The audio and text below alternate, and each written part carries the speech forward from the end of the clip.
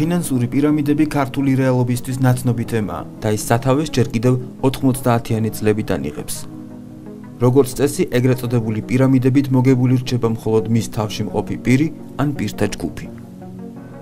აღნიშნულ კატეგორიაში შედის საქართველოში კარგად ცნობილი ეგრეთ წოდებული ქსელური მარკეტინგის ბიზნესი, რომელიც დასაქმების მაძიებელ, გაუთვითცნობიერებელ ადამიანებს მცირე დროში გამდიდრებას და კეთილდღეობას პირდება.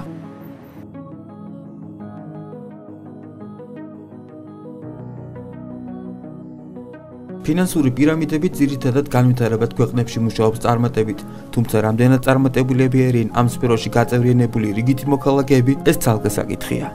ერთ-ერთი ასეთი, რომელიც ფინანსური პირამიდების კატეგორიაში შედის, არის ქსელური ვაჭრობის საერთაშორისო კომპანია QNET, რომელიც 1998 წელს ორმა მეგობარმა, ვიჯეი ოსმარანმა და ჯოზეფ ბისმარკმა დააარსეს. განვითარების ეტაპებზე კომპანიამ მსოფლიო მასშტაბით სადისტრიბუციო ქსელები და ოფისები გახსნა. 2012 წელს კი კომპანია საქართველოშიც შემოვიდა.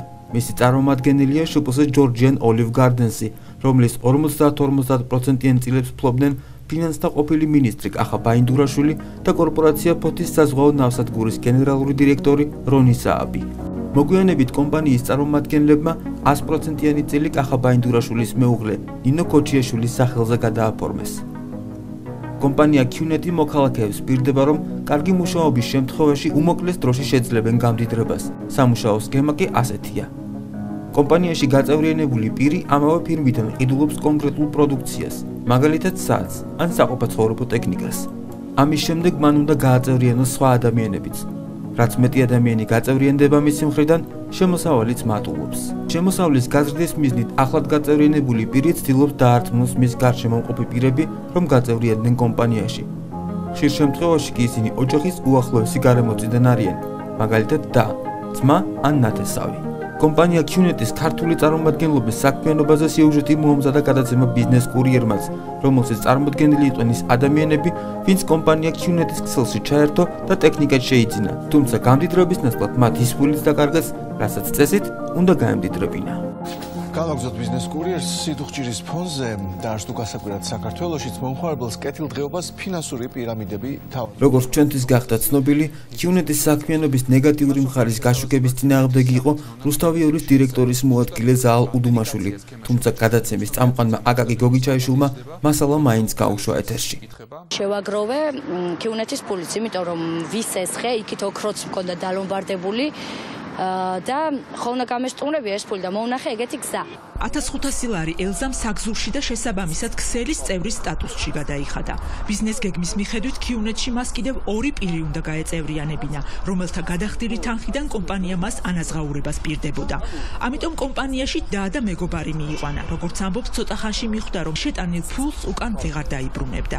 ვეუბნებოდი ლიდერს, რომ მე თქვი ჩემ დას ნუ მომაყვანიებთ თქო, იმიტომ რომ თუ ეს არ ამართლებს ეს საქმე და არ არის ნამდვილი, მაშინ ნუ მომაყვანიებთ ჩემ დას მეთქი. გეუბნებიან ესეთ რაღაცას, რომ რად გინდა სწავლა. ეს არის დროის კარვა სისულელია, რად გინდა ოჯახი, რად გინდა დედა, მამა. იმისათვის, რომ QNET-მა მოქალაქეებში უფრო მეტი ნდობა მოიპოვოს, დაგეგმილ ღონისძიებებში ჩართული ჰყავს საზოგადოებისთვის ავტორიტეტული და ცნობილი ადამიანები, მათ შორის სასულიერო პირები. ერთ-ერთ ასეთ ღონისძიებაზე კომპანიის წარმომადგენლებმა ერთ-ერთ სასულიერო პირს ფულადი თანხაც გადასცეს. როდესაც ესეთი ტიპის პირამიდა იქნება, ცხადია ავტორიტეტების მოხმობა ყოველთვის სჭირდებათ, რომ თქვათ რეკლამის გამკეთებელი ან სიტყვის დამსველებელი თუნდაც ესე რომ ვთქვათ.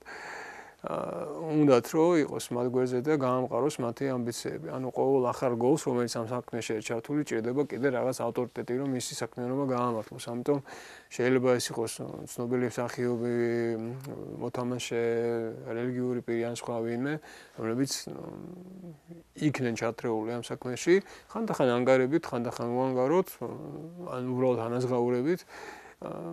თქვათ რეკლამის შემთხვევაში, მაგრამ ყოველ შემთხვევაში ეს შესაძლებელია და გამოიყენება, მაგრამ კიდევ ერთხელ ვამბობ, რომ მთავარი საკითხი არის ჩვენ გვეშმოდეს თუ რა ინტერესით მონაწილეობს ადამიანი.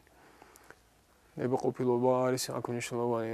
ხანდახან ადამიანები ნებაყოფილობით მიდიან ისეთ ნაკლებად გონიორულ საქმეს, მაგრამ მთავარი ის არის, რომ ჩვენ მივაწოდოთ ინფორმაცია, რომ უფრო რაციონალური გავხადოთ მათი ქმედება და ესაა ალბათ ყველაზე ჭკვიანური გზა, რაც შეიძლება ამ შემთხვევაში გაკეთდეს. რეალურად ფინანსური პირამიდები არაფერს არ ქმნიან არც პროდუქტს, არც საკრედიტო რესურსს, ეს არის მხოლოდ და მხოლოდ წევრების მიერ შემოტანილი ფულით ფორმირებული ფინანსური, ასე ვთქვათ, ფონდი.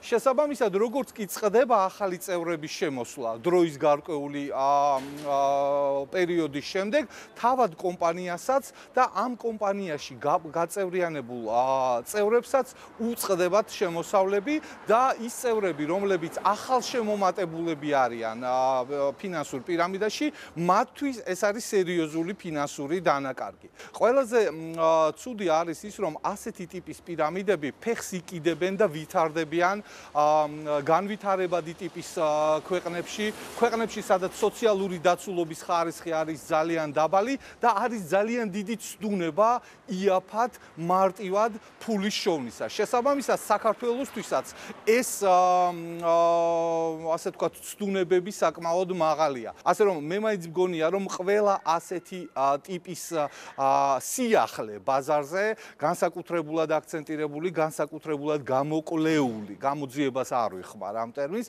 გამოკვლეული და შესწავლილი უნდა იყოს შესაბამისი ორგანოების მხრიდან და გარკვეული გადაცდომების შემთხვევაში მკაცრი რეგულაციები, მკაცრი აკრძალვები უნდა ხორციელდებოდეს.